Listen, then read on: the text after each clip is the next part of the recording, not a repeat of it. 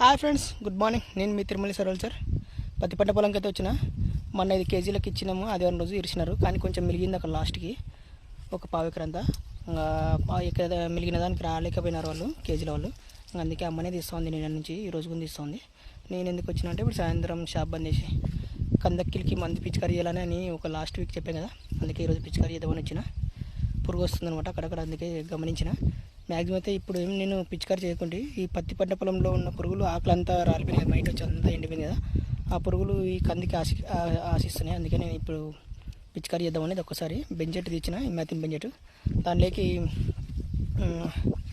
ల్యాండా సైపర్ అయితేనో థైమాక్సిన్ 2 కలిసినవి. ఈ సింజెంటా కంపెనీలో అల్లిక అంటారు.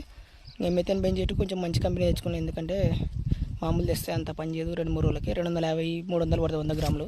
అది మామూలుది ఉంటుంది. 400-450 మధ్యలో పడేది తెచ్చుకున్నాను నేను. అయితే కొంచెం బాగా పట్టుకొస్తుంది, ఎందుకంటే మనం రూపాయి ఎక్కువ పెడుతున్నామంటే అది బాగా పనిచేస్తుంది. అల్లిక కూడా సింజెంట్ కంపెనీ వాళ్ళది అల్లిక, అది కూడా బాగా పనిచేస్తుంది.